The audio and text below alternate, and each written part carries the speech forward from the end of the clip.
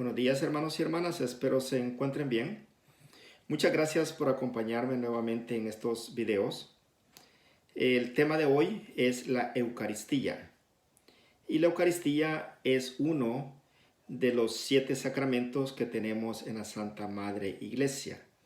Le voy a recordar que ahorita estamos en el proceso de desarrollar 8 videos en los cuales vamos profundizando en cada uno de esos sacramentos. Y el video anterior fue referente al bautismo. Entonces hoy vamos a hablar sobre la Eucaristía y el próximo video va a ser sobre la confirmación. La Eucaristía es uno de los temas más difíciles de poderlos comprender o entender desde el punto de vista humano. Ahí necesitamos aceptarlo por medio de la fe, porque también la Eucaristía es una de las razones por la que muchos católicos se van de la iglesia, porque ellos no comprenden o no entienden la riqueza que están dejando ir y por eso nos abandonan. Y no es de sorprenderse, porque desde el principio, en el tiempo de nuestro Señor Jesucristo, muchos de los discípulos que andaban con Jesús sintieron que cuando Jesús hablaba y decía, coman mi cuerpo y beban mi sangre, ellos decían de que era un lenguaje demasiado fuerte y muchos de esos discípulos decidieron abandonarlo. Pero de eso le voy a explicar un poquito más adelante.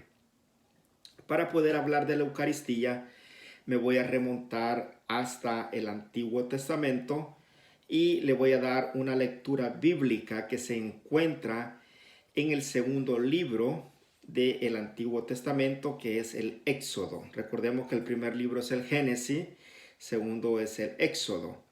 Entonces, si ustedes tienen su Biblia, pueden buscarlo en Éxodos capítulo 12 y versículo 14. Y nos dice lo siguiente, dice el Señor, ustedes harán recuerdo de este día año tras año, y lo celebrarán con una fiesta en honor a Yahvé. Este rito es para siempre. Los descendientes de ustedes no dejarán de celebrar este día. Palabra de Dios. Lo que aquí está sucediendo es de que los judíos, los israelitas, están teniendo la primera Pascua. Y es la Pascua que ellos están comiendo el cordero que Dios les dijo que hicieran asado entre una familia, dependiendo del número de familias, o entre dos familias. Se lo comieron la noche antes que salieron de ese cautiverio que tuvieron.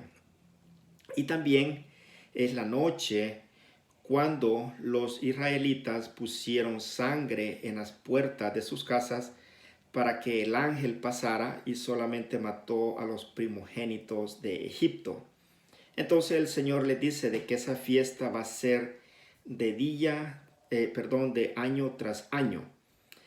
Recordemos de que Jesús nació en una familia judía y como judío que él era, él cumplió con todas las leyes y con todos los requisitos que estaban y fiestas que estaban instituidas en la ley de Moisés, o sea, estamos hablando del Torá.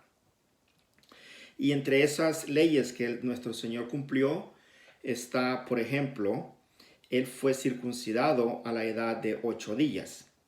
Luego, cuando él tenía 40 días, él fue presentado en el templo. Y también cuando tenía 12 años, el Señor cumplió con un requisito que los judíos todavía tienen hasta el tiempo, que se llama el Bar Mitzvah. El Bar Mitzvah consiste en que cuando el niño tiene 12 años, es llevado a la sinagoga, le dan un rollo o la lectura de ese día, el niño la lee y la explica. Entonces Jesús también cumplió con eso. Además de eso, cumplió con la Pascua, que los judíos le llaman el Pasá, y también cumplió con lo que se llama la fiesta de las semanas, que son 7 semanas más un día después que termina la Pascua. Y es cuando ellos, los judíos, también celebran el día que Dios le entregó los mandamientos a Moisés en el monte Sinaí. Y este es el día que nosotros celebramos lo que le llamamos a Pentecostés. Y la tercera fiesta que el Señor instituyó es la fiesta de las cabañas. Esa fiesta los judíos le llaman Sukkot. Y también pues el Señor cumplió con el día de descanso, que para los judíos era el Shabbat. Entonces, como vemos, Dios, Jesús, cumplió con todas esas leyes.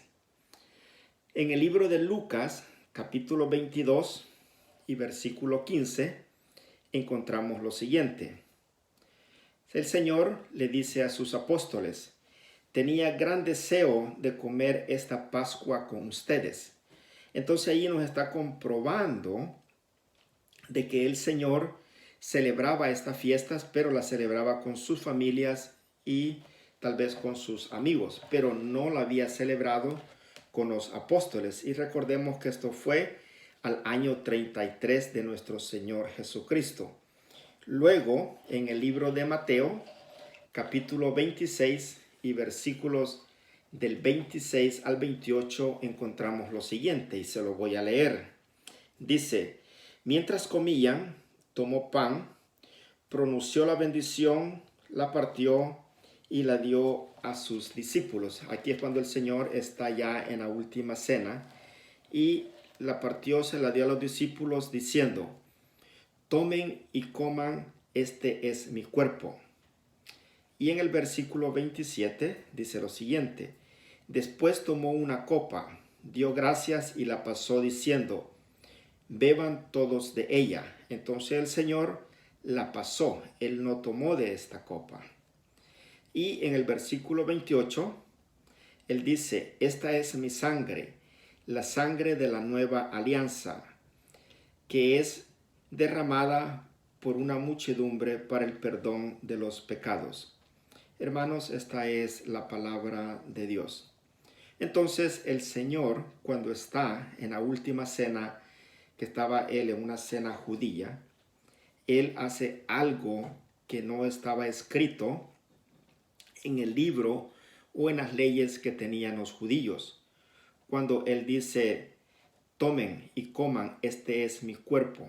Entonces el Señor está hablando en una forma realista, no está hablando en una forma figurada o simbólica como muchos no católicos creen que el Señor lo hacía.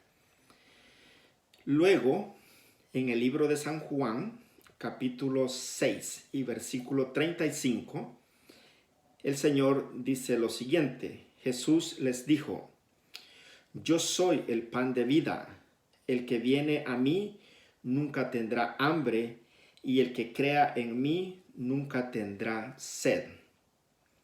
Luego, en el libro de San Juan, capítulo 6 y versículo 54, Jesús dice: el que come mi carne y bebe mi sangre, vive de vida eterna, y yo lo resucitaré el último día. San Juan capítulo 6 y versículo 55. Jesús continúa diciendo: mi carne es verdadera comida y verdadera bebida. Y en el versículo 56 el Señor dice: el que come mi carne y bebe mi sangre permanece en mí y yo en él.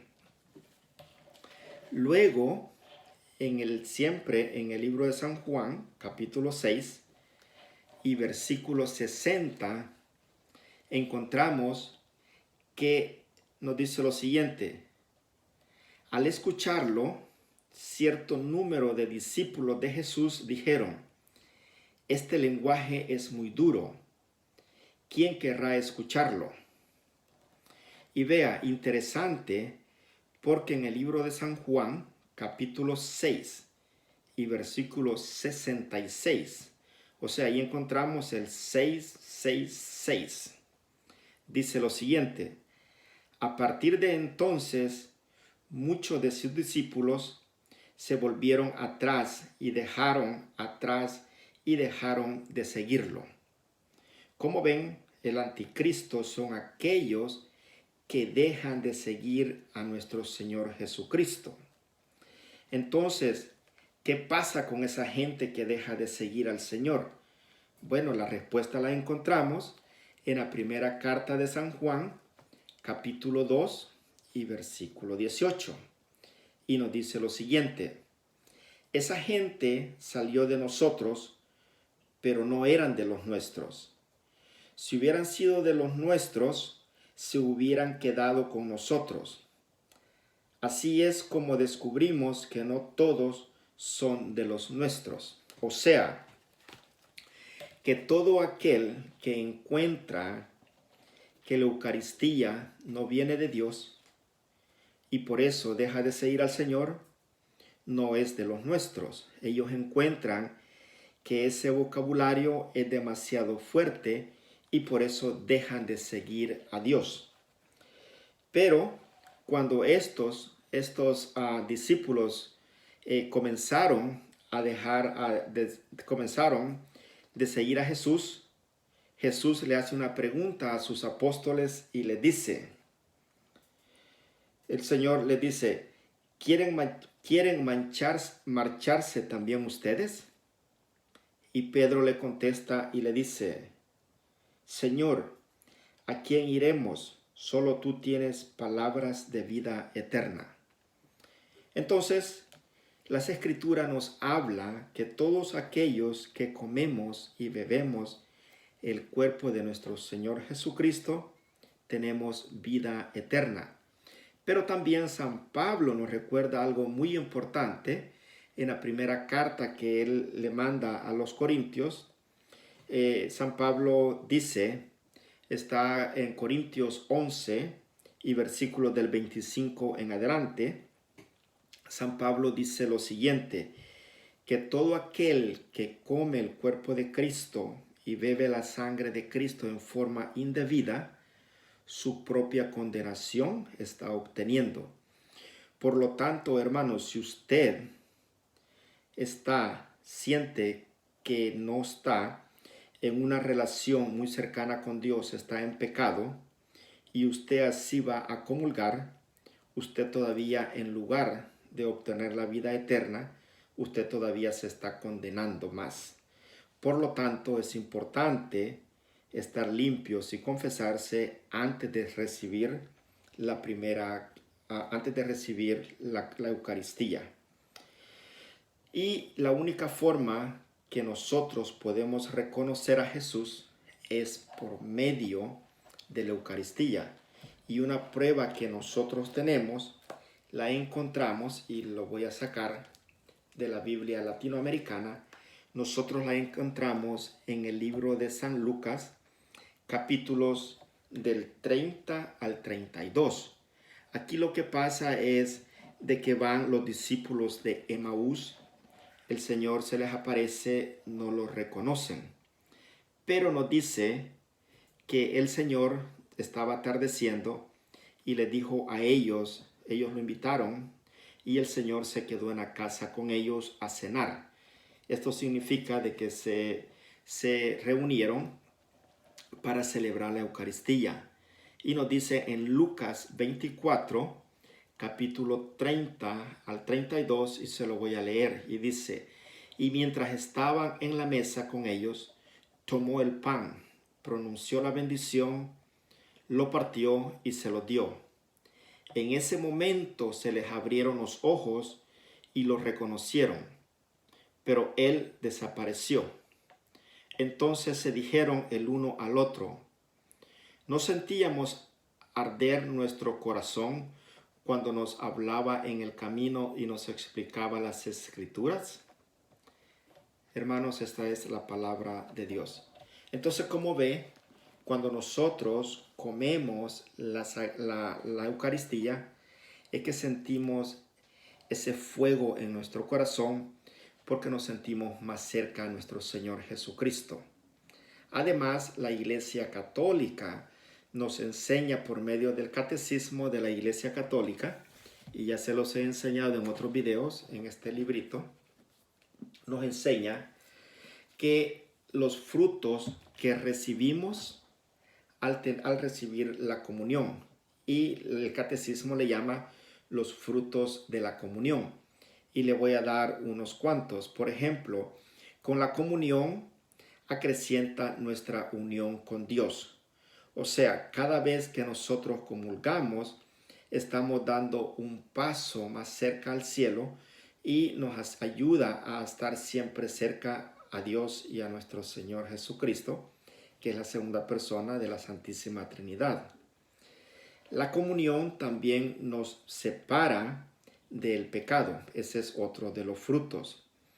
Porque cada vez que recibimos la comunión, ¿verdad? Nosotros nos entregamos más a Cristo. Entonces, al recibir la comunión, nos separa del pecado porque entre más cerca estamos de Cristo, más lejos nosotros estamos del pecado. Además de eso, la comunión nos ayuda a borrar a lo que nosotros le llamamos el pecado venial. Y esto fue decidido en el Concilio de Trento. La Eucaristía también nos prevé o nos preserva de futuros pecados mortales, porque entre más cerca estamos con Dios, menos nos inclinamos a seguir pecando. También la Eucaristía nos une al cuerpo místico de Dios, ¿verdad? O sea, lo que es la iglesia. Y otro de los frutos que nosotros tenemos con la Eucaristía es que nos ayuda a tener un compromiso más profundo en favor de los pobres. Porque cada vez que nosotros recibimos la Eucaristía, nosotros nos inclinamos más a ayudarle a los pobres, a aquellos que Jesús siempre estuvo cerca. Recordemos pues que todos nosotros, y especialmente los pobres, son también hermanos de nuestro Señor Jesucristo. Bueno, hermano, muchas gracias por acompañarme en este video.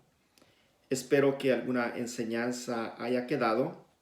Y como siempre, le voy a pedir que me ayude con este ministerio. Y si usted cree que este video le puede ayudar a otro hermano, pues siéntase libre de pasarlo, ¿verdad?